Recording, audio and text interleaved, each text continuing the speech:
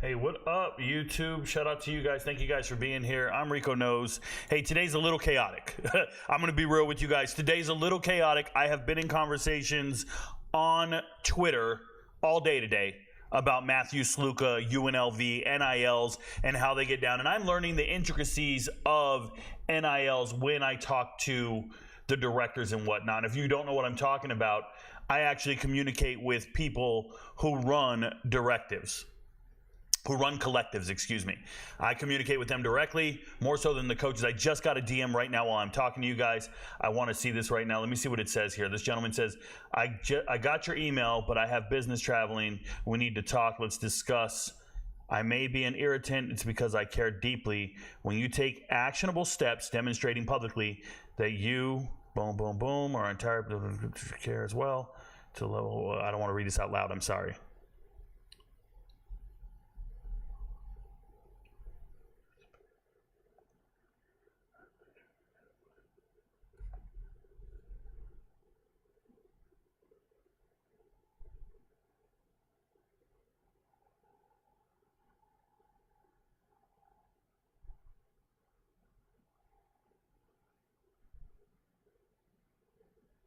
Oh, wow. What an amazing thing. I'm sorry, I should not be sharing that. That's pretty incredible. I'm sorry, guys. Look at that. I'm working, and I'm communicating with these guys who run NILs. And something they talked to me about was UNLV. If you guys aren't aware, Matthew Sluka, right? Let me. Hopefully, if you live under a rock or whatever, the starting quarterback at UNLV, Matthew Sluka, got into a verbal agreement with one of the assistant coaches that he was going to make $100,000, north of $100,000, up to $150,000. And no such agreement was in writing anywhere. It was just a verbal agreement, so he's coming to UNLV. He's in a quarterback battle, and at some point his representation, Sluka's, reaches out to the coaching staff and says, hey, can we get some money? We haven't got any money yet. I would love to know when we're going to get the money. Can we work out a deal? Can we get $40,000 right now? $10,000 a month? What can we work on? We need the money now. We haven't got any. He got crickets, no response. Left on red. So they fast forward a couple of weeks later asking, hey man, can we work out something? And the school comes back and says, yes, we will pay you $3,000 a month for the next 4 months. Take it or leave it. And he's leaving it. So all the narratives online, there's people saying he did get paid, didn't get paid, he got $3,000 for moving expenses, all this stuff, all that is just false. This is the actual factual. Then the NIL comes out, or the collective comes out from UNLV, and they actually say, and their name is Blueprint, by the way. And I want to mention Blueprint for a reason, is because UNLV outsources their NIL stuff, their collectives. They outsource it with no signed agreements or a month-to-month. It's beyond sketchy. This is like going to get in a new job and you did the interview and they promised you a number, but you never got an offer letter. You never got it in writing. So now you're working, and you've been working there for a week or two. You're waiting on your paycheck, and the shit is not what it was supposed to be. And it turns out the same issue is happening with Michael Allen. He's a starting running back, or he's a running back, a transfer running back into UNLV. Michael Allen just transferred in from NC State, and he's going to redshirt as well. UNLV's not paying their guys. That's what they're saying. Now, enough of that. UNLV players reached out to me in my DMs today, and I wanted to take a screenshot and not show the whole thing. Let me see if I can pull this up for you guys. I don't want to show his name, the one particular guy that I talked to, because the young man is a quality young man, but there's no need to put him on blast like that. Let me see if I can make this work on the screen here. Give me a second. I am just one man. Oh, I have it sideways. Let me do that. Let it. Oh, it'll only go halfway. Sorry. So one thing the young man talked about, it's over here on the far left, is, hey, brother, I mess with your content. Been watching you for a minute now. I appreciate you supporting us. Man, we work hard. We do our best to run the narrative about UNLV around here. And I hope, he meant to say, I hope you continue to support us, even though Sluka decided to leave us after a 3-0 start, not getting the money he wanted. Okay. I said, I think Haj, the new starting quarterback, gives you guys a chance to get Ricky Ricky White III back into the game plan. He said exactly, we're going to be all right. He said, thanks for reaching out. I hope you guys circle the wagons and do your best. And we continue to have another conversation. And shout out to all the players. You know, everybody's trying to control the narrative. But the reality of the situation is, if you don't have signed contracts and you only have verbal agreements, we can't go there, man. We can't blame and vilify anybody. First and foremost, getting free labor is frowned upon, apparently, right? It's frowned upon in the establishment. So a lot of people are upset with UNLV. But UNLV is sitting back going, hey, if you're the dumbass, you're the one who agreed to this. You agreed to show up. And you started playing without, for whatever reason. Not my problem. That's how UNLV is. Hey, you're not going to put team first? You don't love, where's the love of the game? Do that gaslighting shit. Trust me, there's dudes right now on the couch at their girl's apartment while their girl's working. They got a girl that's a nurse. She's working. And there's dudes on the couch who promised to go look for a job. Oh, I was going to work, but all I'm going to do is Uber Eats, man. I'm good. Hey, let me eat that food. They're just eating snacks all day. And then they get on their phone and go, man, UNLV ain't shit. Pay the man. He deserved the bag. Da, da, da. It's like, what? Who are you? It's crazy. Calling Matthew Sluka a bum? How dare you? He just quit on his teammates, Rico. Yeah. He's not getting paid. What he was told, he's going to get paid. So he's out. I took a job offer. I got my offer sheet. There was a number on there. If I had started working and they didn't pay me that number, deuces. This ain't charity, bro. Not anymore. We're employees now. You got to make do with what you got. And shout out to UNLV for some Bush League shit, bro. Get everything in writing. Get everything in writing. And get some written agreements here. Now, I have a storm coming in. They tell me there's a hurricane coming to hit Georgia. So we'll try to get the show done before the power goes out. How about that?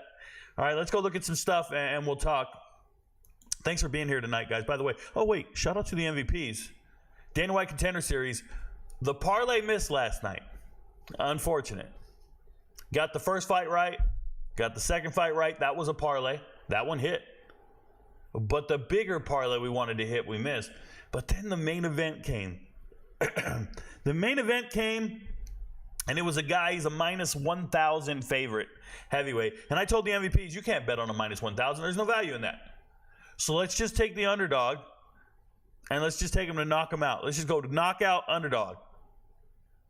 And a bunch of MVPs said, I'm riding with you, Rico. Let's go. I said, hey, guys, nothing too serious. No more than $20. I don't know what your unit size is, but no more than a quarter of a unit. Like just let's take it light. Put $5 on it. Let's just cheer for this dude. Homie comes out. The underdog is a plus 900 payout, by the way. Something like that. Plus 800, plus 900 payout.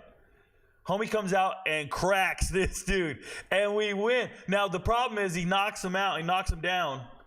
And he's going to win the fight. And I get so excited. He's beating him up. I'm just screaming out, RicoKnows. RicoKnows, right? We're winning. And then at the last second, he goes and does a rear naked choke to finish it. He clubbed and subbed him, man. Only his second sub in his life. Submitted this man, club and sub. We lose the bet. We lose the bet because you got a submission instead of a knockout. He had the knockout. He had the technical knockout was coming. The ref was going to step in. This all happened in a matter of 5 seconds. He just beat him up, and then last second he does this headlock thing, and I'm like, oh, we missed. Some MVP sport books, their sports book, didn't allow them to pick knockout or submission. It only allowed them to pick the money line winner. Some MVPs won last night, and I got a ticket sent to me from one of the MVPs. He bet $300, which is something I told nobody to do this unless your unit size is $1,000. He bet $300 on the underdog to just win. And he won himself like $2,700 last night. Congratulations to him. Something insane. Over $2,000 with $300. Congratulations. That's not how we want to do it. We want to flip units. But Dana White Contender Series was a lot of fun last night. Every Tuesday, give out the picks, give out the parlays. We hit on a bunch of other stuff. We did hit on a couple of the parlays, but the main parlay I wanted to hit, we missed. And that's me. And that's tough. And that's UFC. That's life. Not tough. You guys know Ultimate Fighter, tough, TUF. Anyways, let's go get after it today. Today's the Big 12. Today is the Big 12 and the let's go over here and type in unabated college football. Today's the Big 12 and the American. So we'll be talking about, as I already talked about, Michael Allen leaving due to an NIL fail, is what they're saying. Connor Wegman is now a game-time decision on Saturday. He was not a full go in practice. Those are the only updates I have today. Everything else was from yesterday. But not a full go at practice for Connor Wegman. That's probably a good thing because he sucks, and A&M probably doesn't want him on the field. I already talked about Sluka. I already talked about UNLV. Their collective distancing themselves from Sluka. They put out 2 statements today, one from the collective and then one from the school. And then that's when all the collectives started reaching out to me on Twitter to give me their side of their explanation on this and how they feel about UNLV's collective, which is kind of cool. I like talking to the collective directors. They know what's up. So the new starting quarterback is going to be Malik Williams. I was going to wait till Friday to talk about this, but I just want to be very clear. Malik Williams can play football. He's very good. He was a 70% completion percentage while at Campbell last year. He's a dual threat guy. He's just not a consistent dual threat guy, but he can run. He took a lot of sack yardage, 172, but he ran for about 265. If you get rid of all the sack yardage, about 4 yards a carry, 4.5, but 4.85, really, if I did the math correctly in my head. But Malik Williams is a good quarterback, and I hope he gives UNLV a chance to throw the ball and get Ricky White back into the game plan. Let's talk about the Big 12 results. So one of the bigger games of the weekend was Oklahoma State, Utah. I told my MVPs, we're not betting on this. Let's just watch it and learn. I believe Oklahoma State has a very senior-laden team, and they're very disappointing up until this point. They could not stop Micah Bernard from running all over the place. Micah Bernard did fumble in this game, but other than that, he played a pretty flawless game, and that's just dominance up front. And that's the second time in a row I've seen Oklahoma State just get run over by a quality rushing football team. It happened with Arkansas? Did Arkansas run all over these guys and expose them? And now you have Michael Bernard doing it, which is nuts when you have only a freshman quarterback throwing 2 interceptions and you still are out there getting just blanked until the 4th quarter, which is crazy. Ollie Gordon sucks, can't figure it out. Trent Howland, where are you? You played last week, you don't play this week. That's frustrating to me. Ollie Gordon not finding holes. Once again, a teenager in the dark, doesn't know where the holes are. And then you have all the receivers. I love the entire receiver room at Oklahoma State. They look great on tape this week. Once again, playmakers everywhere. Come to the other side of the ball. Utah, think they found a wide receiver in Dorian Singer. You guys know I'm not a Dorian Singer kind of guy, but he went out there and got some production. Kuthi's the guy. Going to carry this team, score touchdowns, things like that. Defensively, I still believe in Nick Martin as being the best linebacker in America. A lot of other guys shined on tape. Van Fillinger here. This dude is a beast. Defensive end. Gilman got an interception in this game. That's a Stanford transfer. He's a senior. I like the way Gilman's playing. Van's playing. Just a number of guys showed up to play. And this is crazy right here. John Randall Jr., he's a running back. That's also the name of John Randall Jr., the guy who played for the Vikings. No, that's not his son, though. His dad, John Randall, used to play running back for Kansas in the early 2000s, I want to say. But this is another John Randall Jr. But he's a kid who came over. I like him. So good to see him on a tackle. Just, I see the game. I'm watching the game. I'm like, oh, hey, I know that kid. I get excited. So, yeah, shout out to Oklahoma State for finding a way to keep it close in a loss. But I wasn't impressed at all. They need to figure it out. They're still a very good team. It's just Utah. Watching this game, this was a Harrison Taggart masterclass. Harrison Taggart masterclass. This game was in the middle of the night. It was the last game of the night. I think it started at like 10 p.m. I didn't even stay up to watch it, so I had to watch it. I think I watched this game on Sunday. And I want to tell you that BYU is not that good.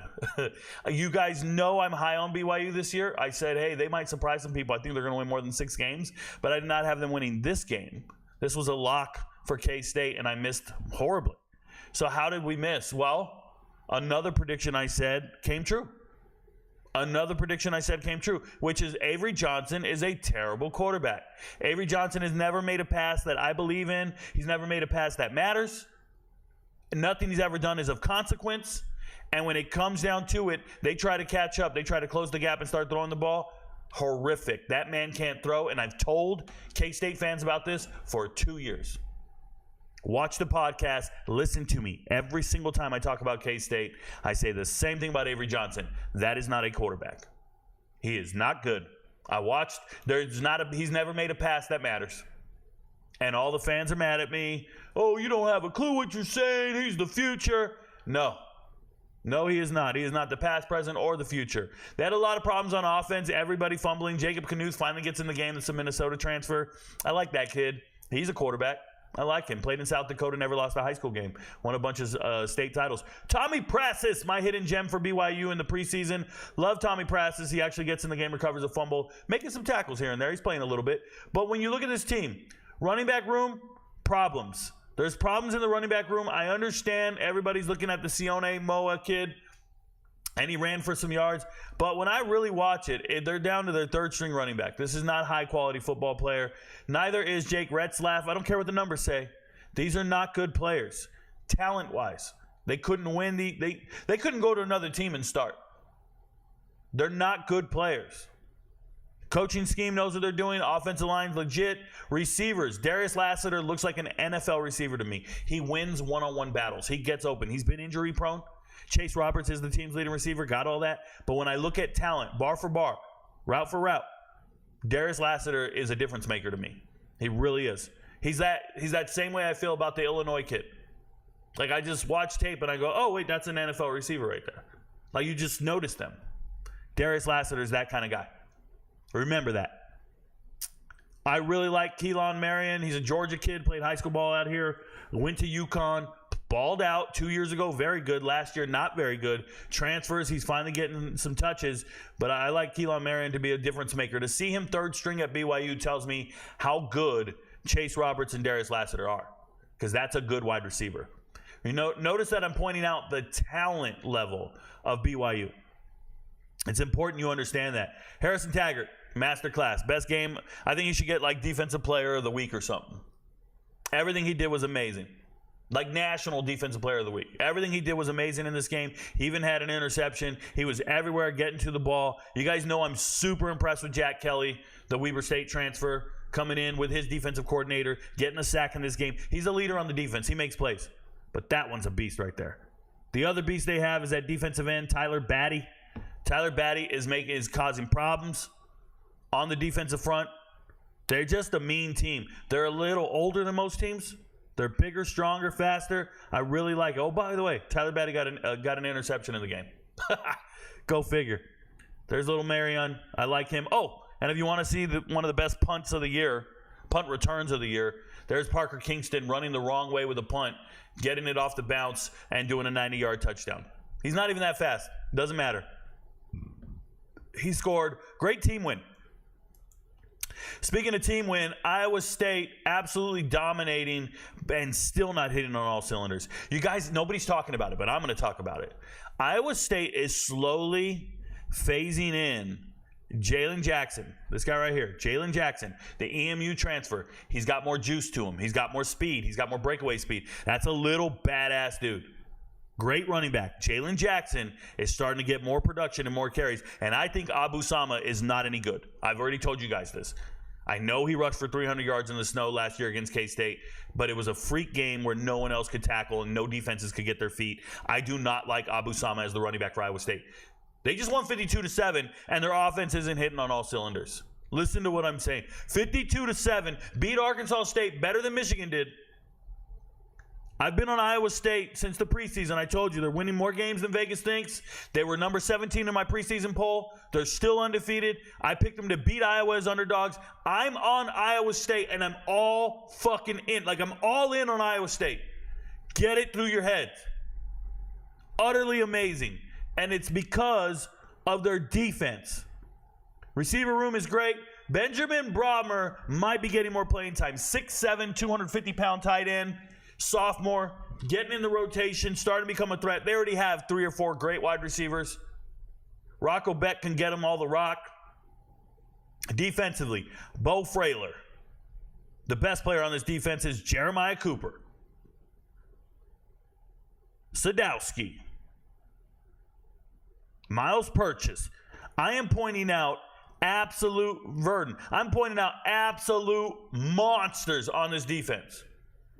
NFL caliber, the best of the best, all conference. Iowa State. I think they have the best secondary in the Big 12. The best secondary in the Big 12 is Iowa State. And it's in the top 10 nationally, 100% sure. I'm not joking. This team is real. Shout out to Malik Verdon for getting a pick. Jeremiah Cooper for getting a pick. I'm cool with all that. I thought this team played great. And one thing I noticed, I rewatched this game today. One thing I noticed when I was watching the game is for the second week in a row, Tim McClain comes off the bench in junk time and outplays Jalen Rayner. Pay attention. Jalen Rayner, starting as a freshman last year, the savior to Butch Jones. Like, he saved coach's job. Arkansas State had a good season, all because of Jalen Rayner. But they went to the transfer portal and got Tim McClain, who's a legendary high school player out of Florida, went to South Florida, couldn't be the starter. Then he went to UCF, couldn't be the starter. And now he's here, and they got him on the bench. But 2 weeks in a row now, his numbers are better. He's running. He's doing everything right. He did fumble, but he's doing everything right. Careful. We might have a quarterback. We'll get another one of these blowout losses. Speaking of a blowout loss, Cincinnati and Houston. Cincinnati wins 34-0. This was a lock for the MVPs this week. I told them Cincinnati is that good. It is hard to explain to you guys how much the national media is not paying attention to Cincinnati, and I've been on Cincinnati from day one. I love Cincinnati's offensive line. They have 3 guys that I believe can play in the NFL right now. They have Sorsby, who I think is a poor man's Josh Allen. They have a really good wide receiver room. They have a 1,000-yard rusher. Cincinnati's offense is great. They'd be undefeated right now if not for a miracle by Pitt. Cincinnati would be undefeated. The way they just put up 34 points on Houston. When Houston Oklahoma only put up 14 points on Houston. Cincinnati did that in the first quarter. Cincinnati has a great team this year. They look better on film when you watch them. They're dominant everywhere. They got dogs. They move people out of the way. Corey Condon, they can seal a game. They can ice a game if they need to. They can just get the ball and run it every damn play if they want to. That's how mean they are up front. It's amazing. And nobody's talking about them. It's a total team effort, shutting out Houston. Very impressed with Cincinnati. And the easiest lock of the week for me. West Virginia with Kansas. If you watch this game, well, there was a weather delay, and you were probably really frustrated with Jalen Daniels' bum ass. Jalen Daniels is just so bad. Throwing picks everywhere. And it's not, I don't know if it's his fault, but his results are substandard. I blame the offensive line. In the preseason, when I did my talent evaluations, I wonder if I can pull them up right now in the middle of the show. Let me see something here. You guys will see, when I did my talent evaluations on Kansas, I liked a lot of their skill position players. I told the MVPs, Garrett Green's not going to be able to throw on this team, so they're going to get a lot of rushing yards because you can't throw on Kansas defensive backs. And Kansas goes out there and gets 2 interceptions. And it's Kobe Bryant and Melo Dotson, just like I said, the starting corners. They can just do whatever they want. They're amazing. And I said take Luke Grimm anytime touchdown. It's going to happen, all this stuff. But let me see here. I want to make sure I don't pull up the locks. Transfer portal. There we go. Now, I'm going to try to pull up and show you guys what I thought. Big 12 rankings in the preseason. Look at Kansas. I had them 6th in the Big 12. Everybody's screaming about Kansas is going to win the Big 12. I had them 6th. Think about that. And I had them on the offensive line. I gave them a 5, which is the worst offensive line in the whole conference except for Houston. I gave them a 5. This is a team everybody swore was going to win everything. And I gave them a 5 on the offensive line and a 6 in the preseason, and they're right below West Virginia. And what just happened? These 2 teams played each other. Who won? That's who won. Now, the Utah-Oklahoma State game didn't turn out the way we anticipated. Arizona has been a complete flop all season long. It's a problem. So I still believe in Iowa State and Utah. But Kansas, right where I thought they would be. Great corners, substandard offensive line. And when you have a substandard offensive line, you can't throw the ball.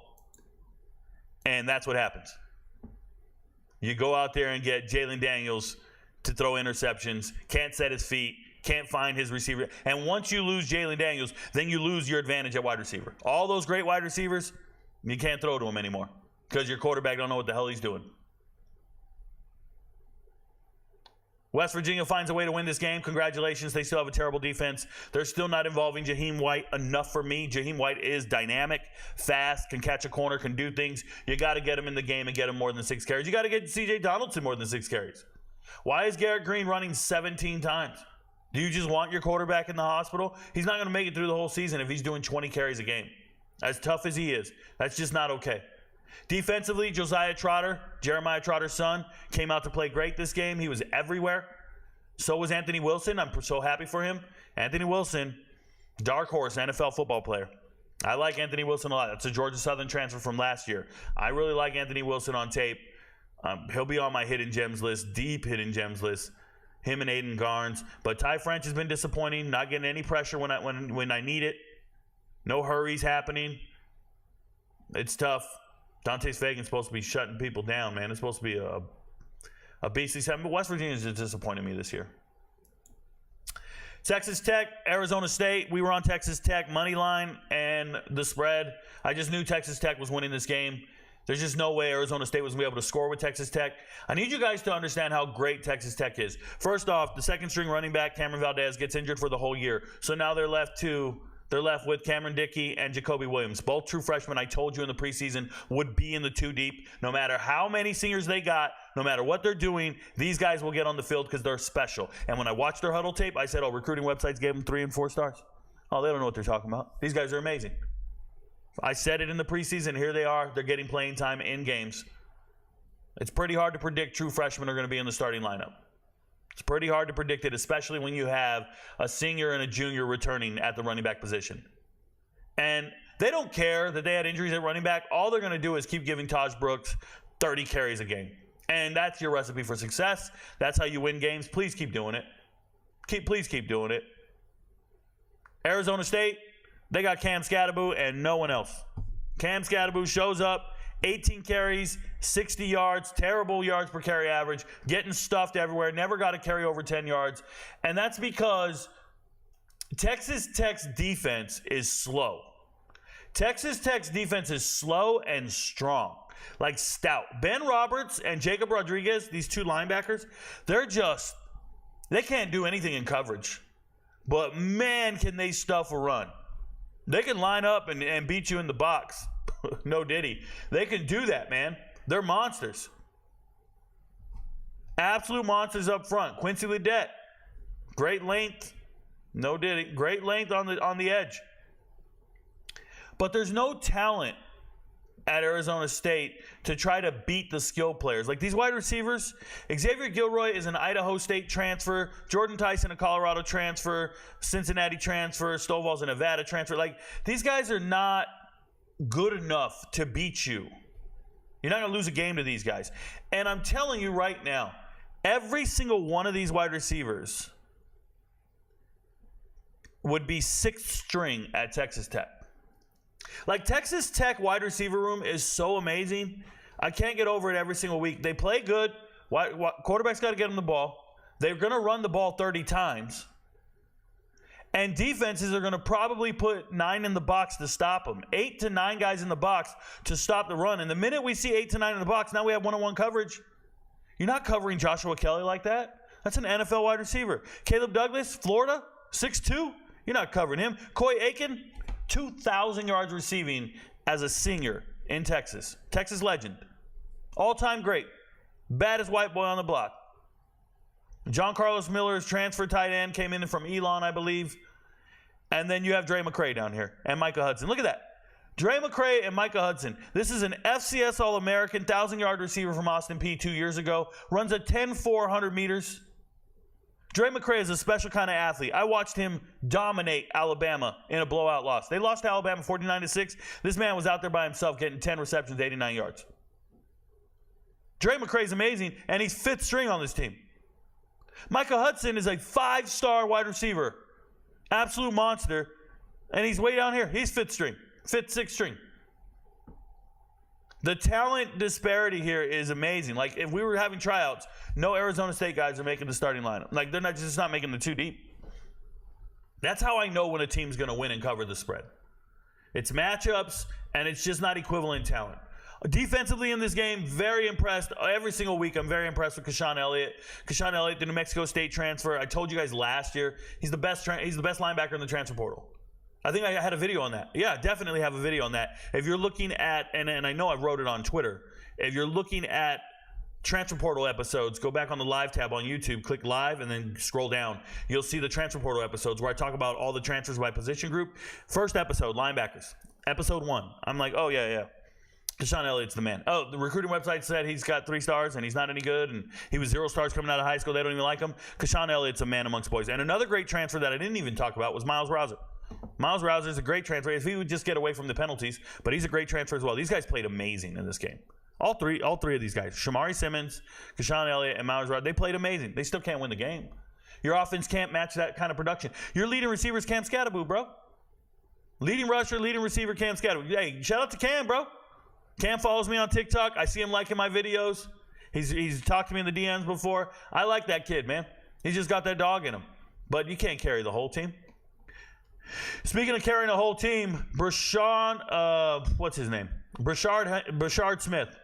This game was Brashard Smith's breakout game. 4 touchdowns in this game. Best transfer in the portal. Like, the best performance by a transfer this week was Brashard Smith. 100%. He had 127 yards rushing with 3 touchdowns, 7-yard carries, 7 yards an average, 7 yards per carry, and then he had another receiving touchdown in the game. SMU played a complete team game in this, and this was the first time I've seen SMU look like the team I predicted they would be in the preseason. Remember, I had SMU, ACC, I had SMU top 25, and everybody told me I was crazy. And then they came out and didn't play well. And then they do this, and they play amazing. And like I said, I feel terrible for picking TCU to win this game for the MVPs. It was a miss on my part. My talent chart tells me SMU is supposed to win the game. I should have stuck with my talent chart. I did the data. I did the research all summer. I got to stick with the research I did, and I didn't do that. I picked TCU to cover the spread and win this game based off of the eye test, the eyeball test, which is contradictory to what my chart tells me. And my chart tells me the truth because I did the research and data, and I knew SMU was a better team. Found a way to score with everybody. Found a way to do amazing things defensively. All their big names came out to play. All their guys that I've been talking about all offseason. Literally, every single one of these guys I've talked about in videos before. And then Elijah Roberts is the best talent on this team at defensive end. He got a sack in the game. They have 2 interceptions by Moses. He ran one back for a touchdown. They have a punt return for a touchdown from Roderick Daniels. They just did everything, bro. They won this game at every phase. And Josh Hoover still put up crazy points. Like, if I told you TCU was going to have 42 points and throw for almost 400 yards, you would have thought they won the game. But they have no running game whatsoever. Cam Cook's not a good running back. Not a good running back. Can't find the hole. Can't do anything well. Like, I don't like their running backs at all. Dominique Johnson, 3rd-string running back from Arkansas, transferred in with the running backs coach, not any good. Trey Sanders, 5th-string running back from Alabama, not any good. I don't care how many stars they gave you. I'm just telling you, when you were on another team, you weren't good enough to start. So why are you coming over here and think you're good enough to start? It's not happening. Colorado-Buffalo. Colorado wins the game in overtime. I think when I watched this game, and I watched it, I think the things I learned about this game are Sawyer Robertson is a dog. That dude can run anywhere. And I really like his ability to extend play, so I got to be careful with that when we're looking at prop bets. And I think that Colorado struggles with finding another weapon, if you will. There's just no way you're going to win in the Big 12 consistently with no other weapon. And I say no other weapon. I can start with the running back room right now. Shedeur Sanders has 19 carries in this game. That is not the recipe for success. That is terrible. And don't tell me this is a good game by Colorado. They gave up 31 points and won with a miracle. They won with a miracle. A Hail Mary. Oh, it was a pinpoint pass. Stop all that shit, bro. It's a Hail Mary and players making plays. That is not... If you need a miracle to beat Baylor, that's a bad season, bro. That's a bad look if you need a miracle to beat Baylor. Now, they stopped the running backs. They did not stop the quarterback. It's a problem. You're playing UCF. If you guys don't know, UCF's one of the top 5 rushing teams in America. Last I checked, they were top 3. I haven't checked recently. I just think it's a problem. Now, receivers. Travis Hunter's him. Travis Hunter is an NFL receiver. I've told you guys this. I believe in Travis Hunter as a receiver. He's playing great. Going to get open. Going to do his thing. Everybody else doesn't move me like that. Everybody else doesn't move me like that. Just being real. Defensively, I thought they played bad. You can think, oh my God, they stopped it. Listen, bro, you gave up 31 points and your leading tackler is Cameron Silman Craig. You're not going to win games when your leading tackler is your free safety. Just the reality. By the time he gets to the tackle, they've gained a substantial amount of yards. Your leading tackler can't be your free safety. That's the rule. Or a corner. You have DJ McKinley on tackles. That can't happen. You got to have it be somebody else. You got to do something up front. We can't be getting that far into the defense before we see a tackle. We just can't. I also think their offensive line is gross. Their offensive line at Colorado gave up 8 sacks in this game. 8 sacks, bro. That's a crazy number. Don't tell me shit. Don't get excited about nothing. 8 sacks. Crazy number. They averaged 2 yards a carry in the running game. I do want to say something. I was impressed when Michael Welch came in overtime. Was it overtime and they ran it in for the touchdown? I think it was overtime, and he just punched it in. That was good. That was encouraging because that was different from what I've seen. When you needed 2 yards, they got 2 yards. But this is a terrible team. I promise you guys, this is a terrible team. Anybody getting excited about it, they need to understand. A miracle to get this win. You beat up a terrible Colorado State team, and then you beat up an FCS team. I'm not there, guys. I'm not there. And Baylor, this is a losing culture finding a way to lose. As bad as you think it is at Colorado, it's worse at Baylor. They should have fired their coach last year. They're still trying to figure out their identity and shit. They signed the wrong player in the transfer portal. All right. Oklahoma State versus K-State. I think it's an MVP level lock. We won't talk about it. BYU Baylor. Obviously, BYU is the favorite, and they're favored by 3.5. Ugh. Part of me would just take the under and Baylor to cover that spread. I like Baylor more than BYU. I do. Yeah, I wonder if that spread would be like that if Baylor had won and beat Colorado. I wonder if that spread would be that way. TCU at Kansas, both terrible teams. I like the under. I like the over. I don't know. Both terrible teams, and they got Kansas at -1.5 favorite. What game are they watching? Oh, my goodness. Colorado, UCF. UCF's a 14.5 point favorite. Seems like a lot of points. I obviously think UCF's winning the game, but that's a lot of points. The over-under is 64.5. I don't think we get there. I don't think we get to 64.5. I would be on the under. Iowa State, Houston. That's an MVP level lock, and I'm laughing. Cincinnati, Texas Tech. So I respect both these teams immensely. You guys heard me talk about the talent level of Texas Tech, the offense at Cincinnati that I really believe in. I actually, I don't know. It's a coin flip game. Coin flip game. I'd have to go to the talent chart and see what it says. Arizona, Utah. My goodness. Utah's 11-point favorites. Their front seven is going to dominate Arizona and make Arizona look silly. I think Utah can cover that spread. I'm so sick of Arizona. All right, I'm going to jump to the chat before I get to the American. Remember, if you're watching on TikTok, all you got to do, move over to YouTube, drop it in the chat, and I will interact with you. I did not put the chat in the screen. I apologize. I didn't have time to pull it up, so I'm going to actually read the chat, and you guys won't be able to see it. Tyler Bone says, Rico, why does Kansas suck this year? I already covered it. Their offensive line, that's just the reality of the situation. Kansas is not any good. Sorry. There's nothing I can do about it. I saw it coming. And then I thought they would win games, even though I thought they sucked. Willie Bobo says, I can relate when my Social Security check is late, I'm pissed. Oh, he wants his check instead of like Sluka. Okay. He should have got $50K up front. You got to get half, Terrell. You get half when you start the job and half when you finish, right? That's what all the construction workers do. Connor Formia says, always know Rico's going to keep it 100 on any breaking news. Thank you so much, Connor. Thank you for being here. Tyler Bone says, as a Kansas fan, Rico, do I have anything to be optimistic about? Yeah, I mean, Lance Leopold, how do you guys say his name? I say Leopold. Leopold. He's a great coach. Great coach. I don't think the cupboard's bare. I think they have really good players. They're working on it. The reality is Jalen Daniels is just not playing well. The offensive line needs to mature and get better. It's not going to happen this year. Be optimistic about future years, not this year. Rico, what console do you play when you game with your son? Lavorne Colcla. I do not play consoles.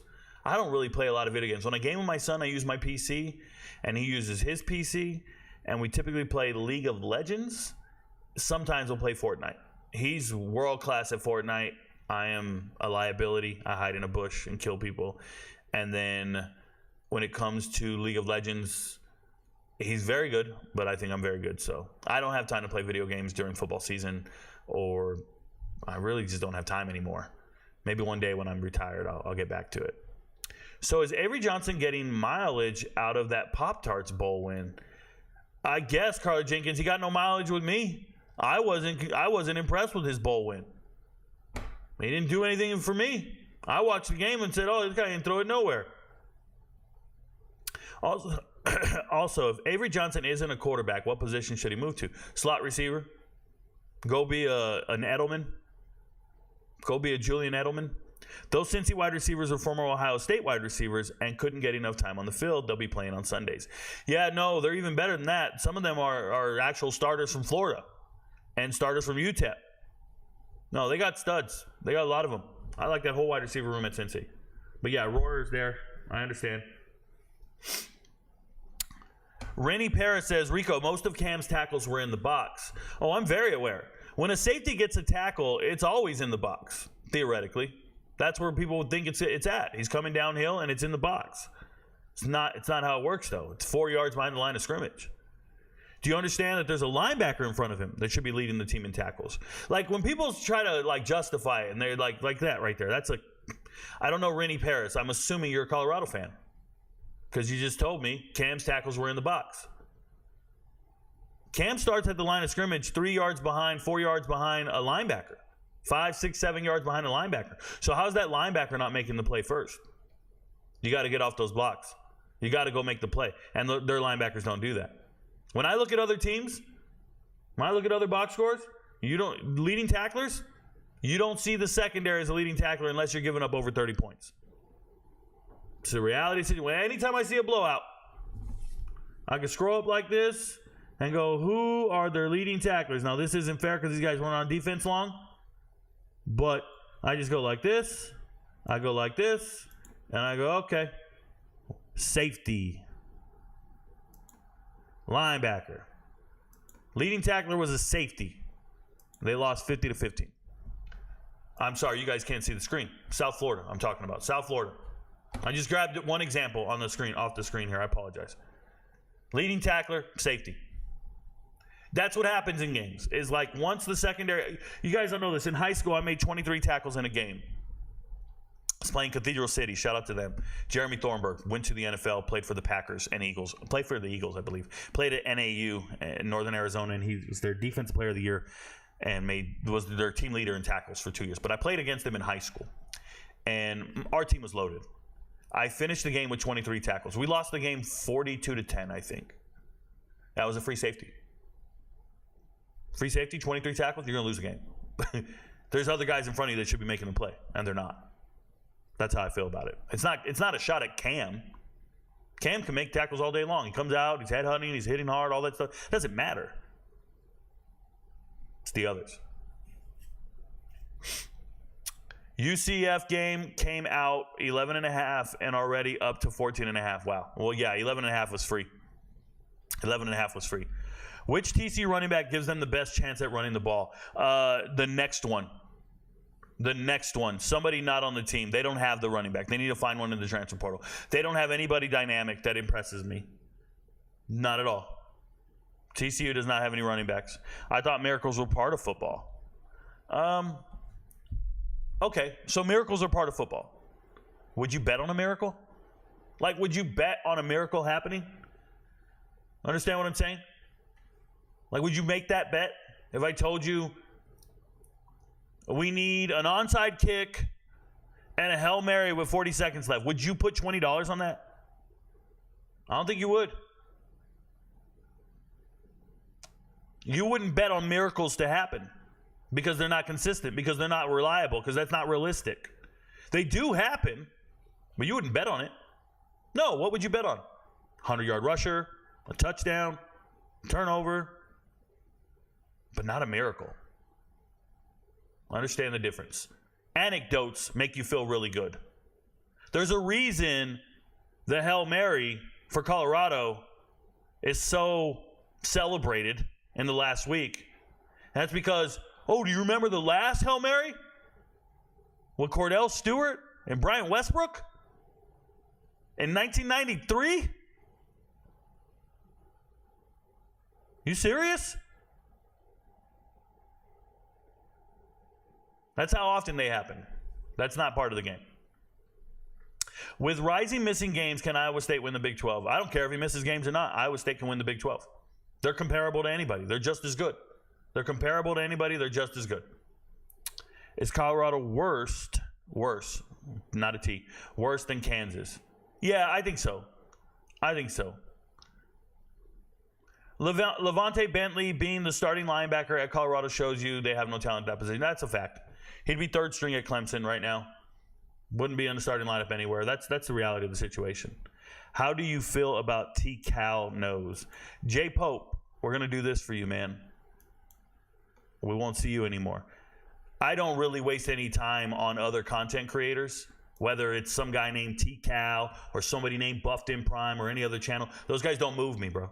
They don't do what I do. They talk about one team, and they pretend to know that one team, and then they watch film on that one team, and they placate to that one fan base. I do 134 teams. I do the impossible. Never forget that. I'm not worried about light work. I'm not worried about little dudes.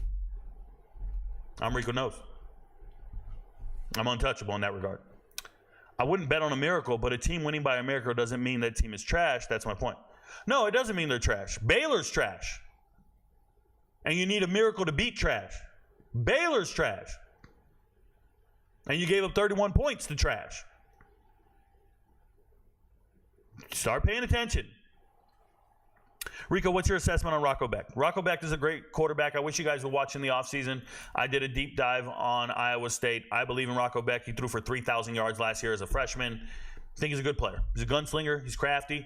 I cheer for him all the time. Keep throwing your comments on YouTube. Keep putting it up there. I'm going to get to it. I'm just going to go back and talk about the American. We'll wrap up the show with the chat when you get over there. Just feel free to put it in there, and I'll get to it. Promise. Just be patient, please. If you're watching on TikTok, move over to YouTube, drop it in. We'll respond.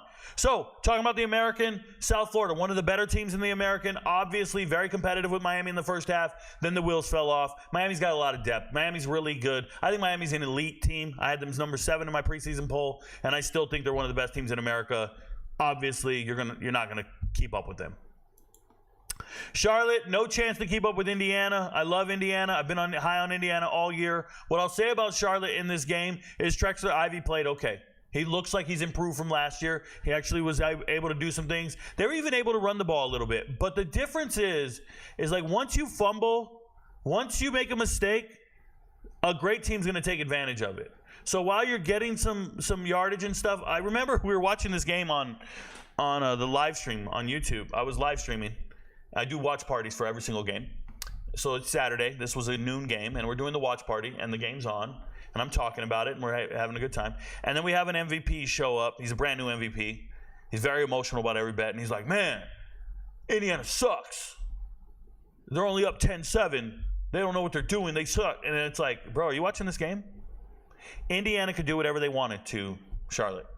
They could move the ball at will. They were getting chunks of yards everywhere. Everybody was open. You could just run the ball, and you were going to score. It was amazing. They had 6 rushing touchdowns in this game, guys. That's an insane number. 6 rushing touchdowns. 5 different people had rushing touchdowns in this game. That's crazy. That's Army numbers. Yeah, Charlotte looks like a liability. They look like they're playing terrible. They're trying to circle the wagons with what they got. Biff Poggi's outclassed. Doesn't know what he's doing. Tulane, I told you they would win, but I have a lot of respect for the Raging Cajun. Raging Cajun came out here and shut down this passing attack. I've watched Mensa dice up some teams. They diced up K-State. They did all they wanted to, and Raging Cajun said, no, that's not happening. By the way, my first 2 bets for MVPs, prop bets, were Ben Woolridge. That's right. You guys all want to be betting on USC, Michigan. You want to bet on Oklahoma and Tennessee. And I'm telling you, put your money on Ben Woolridge, 225 yards passing and 25 yards rushing. Both of them hit. Those are the first 2 value bets on the chart. Just believe me. But Tulane gets it done. They can run. They have a great running back, Mekhi Hughes, getting back to form, finally looking the way I wish he would look every single week. They got it done. Tyler Grubbs played a great game on tape, by the way. Oh, they have a fast-ass kid. Where's he at? Rayshawn Pleasant, the kickoff returner. Oh, my goodness. The third quarter starts, and I'm feeling pretty good about this, okay? It was 17-13, so I'm watching it, and third quarter starts, and that dude goes off. Rayshawn Pleasant runs back the opening kickoff of the third quarter, and it was good night. Good night, Sally, from there. So just remember that kid's name. I think he's stupid fast. He's a defensive back, I'm pretty sure. Crazy fast. So congrats to him. And shout out to Louisiana. You had a good showing. So a loss is a loss. Speaking of a good showing, Army is undefeated in the American. They just showed up this year. Absolutely dominated Rice. I rewatched this game today because I was getting ready for the Army versus Temple game tomorrow. I already put out the video. MVPs, you know the deal. If you're not an MVP, please get to Patreon, become an MVP. You will know, and you will know how I feel about Army versus Temple. But I watched this game with Army versus Temple here, and Army just, how many guys ran the ball, bro? 11 different players ran the ball. 56 rushes. I dare you to try to stop me, bro. We're running it. How many times you guys gonna run at this game? 56 times. It's insane. And Rice has a good team. They have good players. Like, I like this Atkins guy. I love Dean Connors. E.J. Warner's a beast. Throws 2 interceptions. You can't throw. Army gets an interception every game. Army shut down Cam Fancher at FAU. They shut down Rice. They shut down Lehigh to start the season, I believe. We did a live stream on that one as well. Army's just out here doing what they do, bro. Beating people up and taking names. BTA.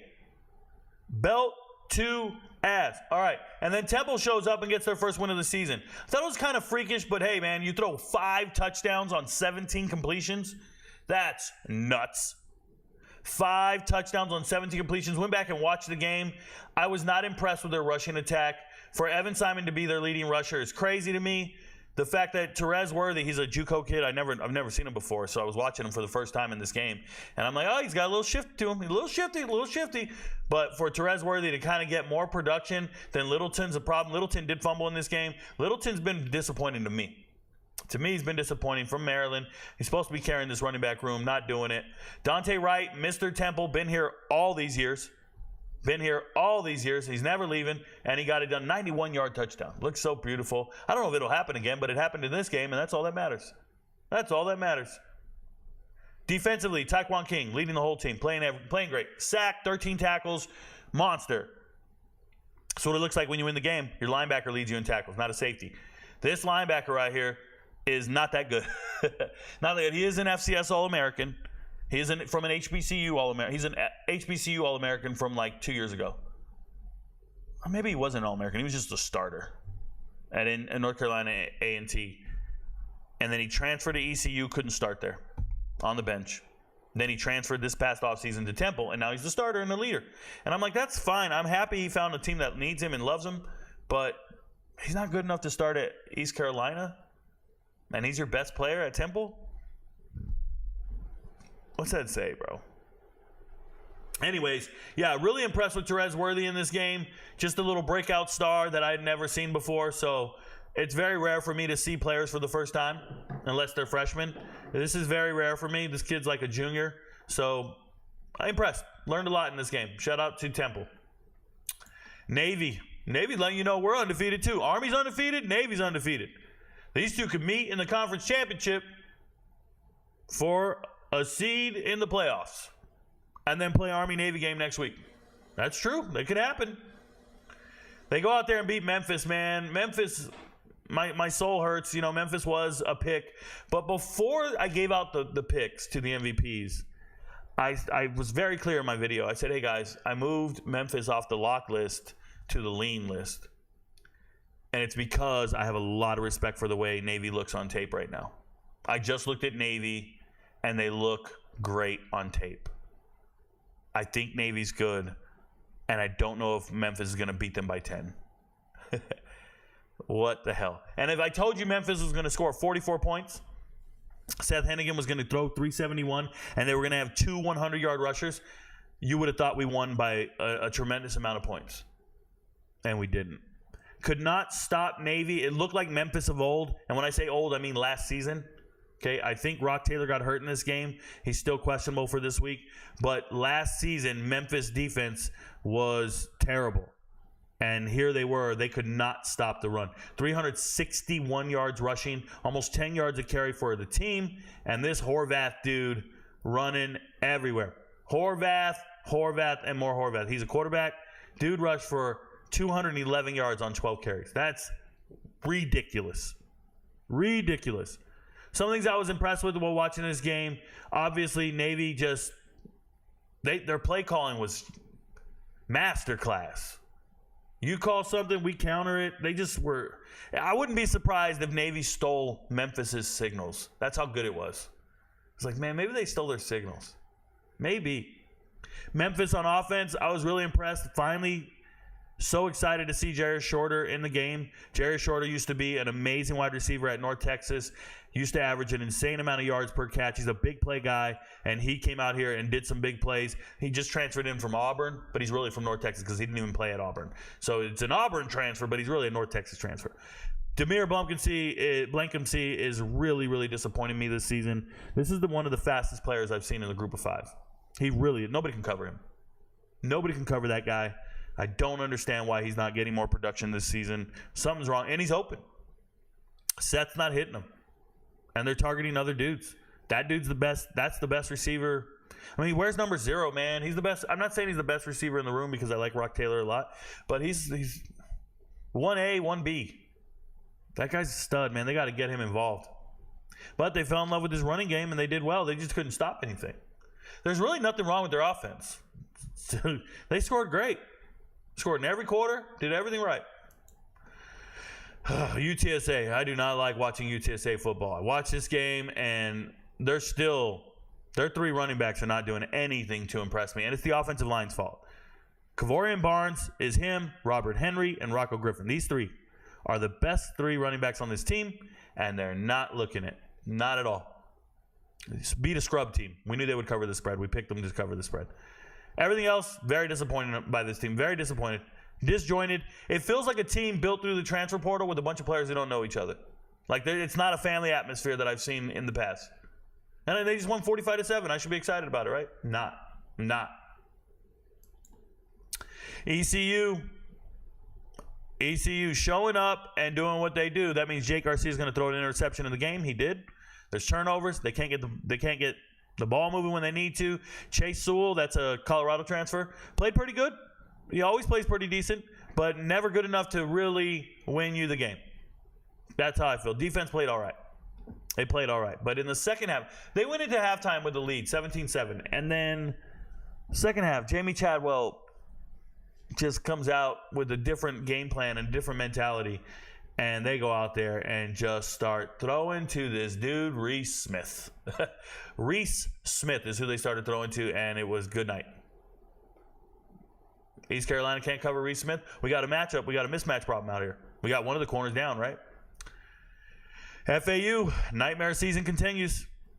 Shout out to Cassine Wiseman. That's another Colorado transfer. Had a showing in the game. When I watch FAU, because I don't want to talk about UConn, I'm going to talk about them on Friday. But when I watch FAU, it's apparent their best player is C.J. Campbell.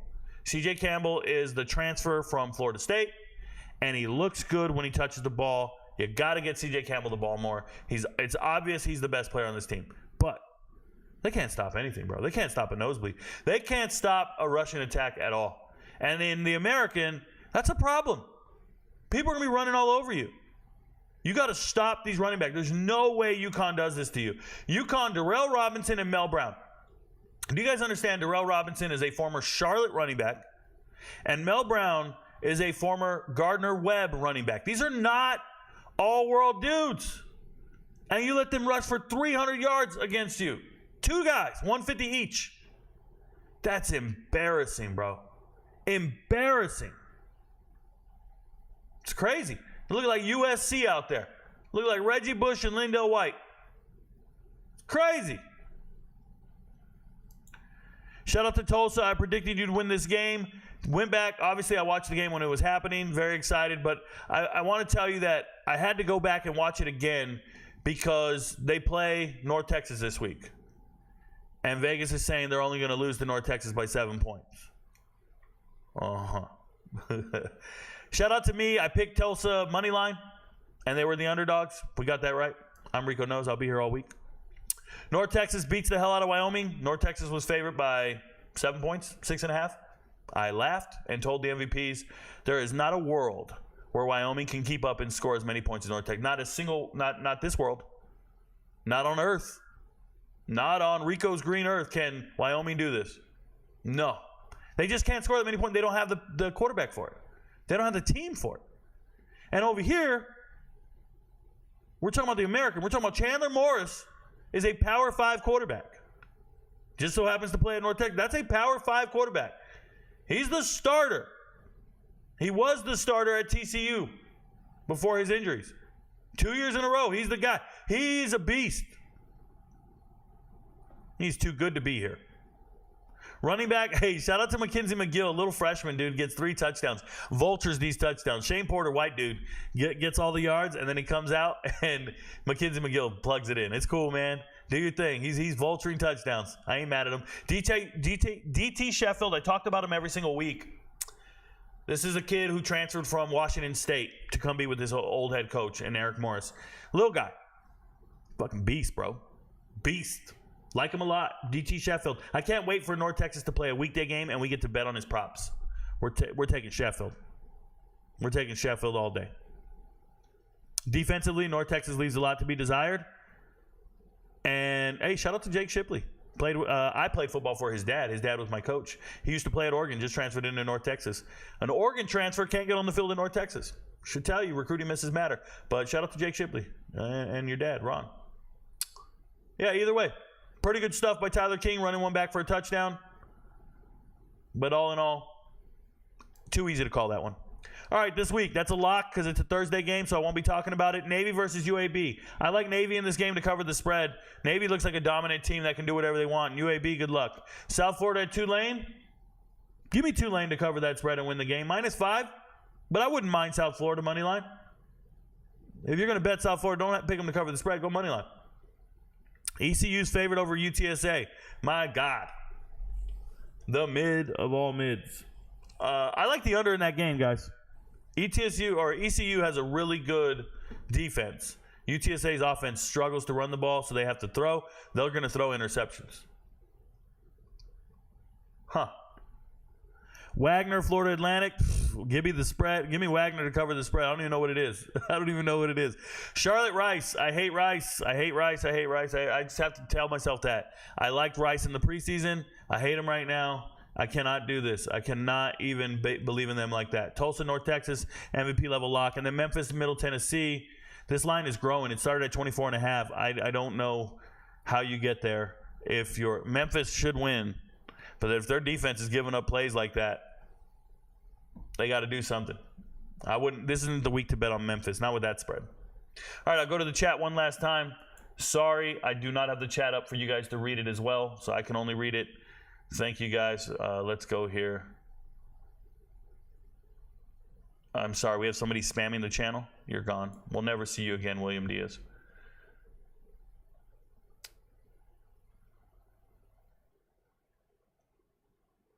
Polymath says, if Baylor is trash and Colorado is trash, then what's the big deal about how they win?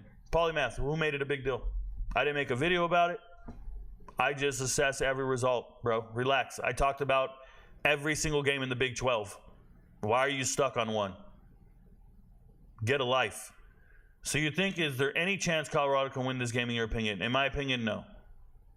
They play each other, so it'll be close at the coin toss.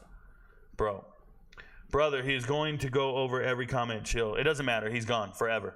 I will never. Listen, if you come to my channel and spam my channel like that, you might as well make a new fucking account, because you ain't never back, bro. No. It's disrespectful. It's ridiculous. It's childish. No. Navy used the Freedom of Information Act to get Memphis signals. Touche. Them boys at Navy ran angry. They did. Shout out to you guys for being here. I appreciate everybody. You guys make my life possible. Remember, I'm always grateful to the MVPs. I'm grateful to everybody. Your friends don't know, but Rico knows. Stay up, y'all. Peace.